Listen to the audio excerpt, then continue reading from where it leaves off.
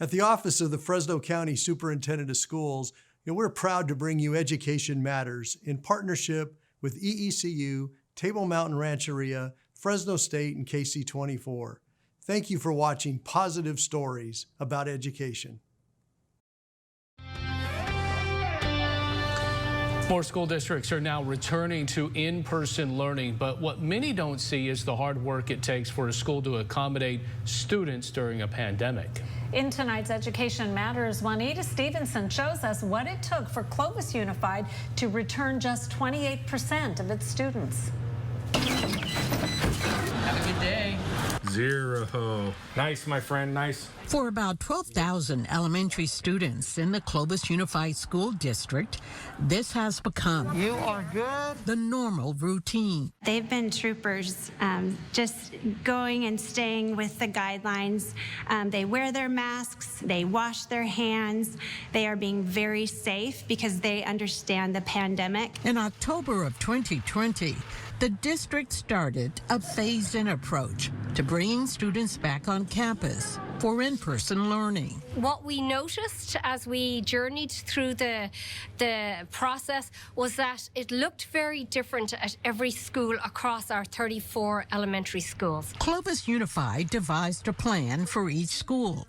For example, at Dry Creek Elementary, 600 of its 900 students chose to return for in-person learning. So when the district provided us an opportunity to kind of make it work at each individual school site, I was dependent upon my staff and asking for their input and finding what their concerns were. Of chief concern was adhering to the safety protocols set by the state and county health departments. The main things, of course, physical distancing, 6 feet, right, between teachers, students, and between student and student.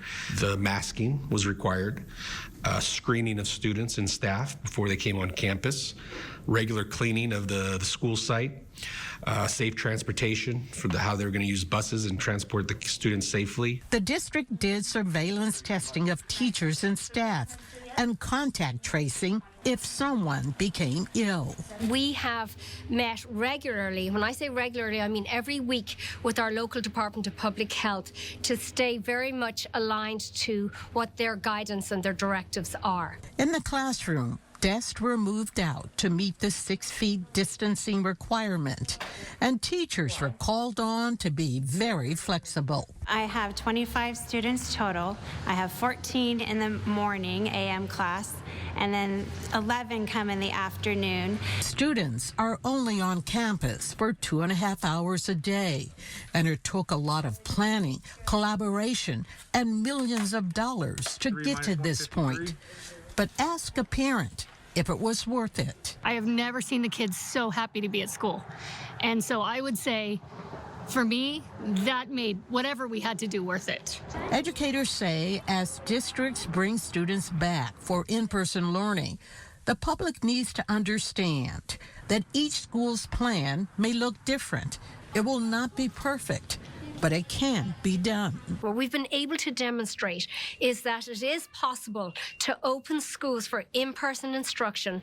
It is possible to follow all of the safety and health guidelines. Our students thrive when they're in the company of other students. It's not the same as being on a Zoom or being in a distance learning environment. For Education Matters, I'm Juanita Stevenson, KC24, local news that matters.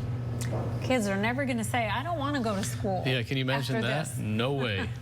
In February, Clovis Unified brought back an additional 2,300 elementary students and 8,000 secondary students.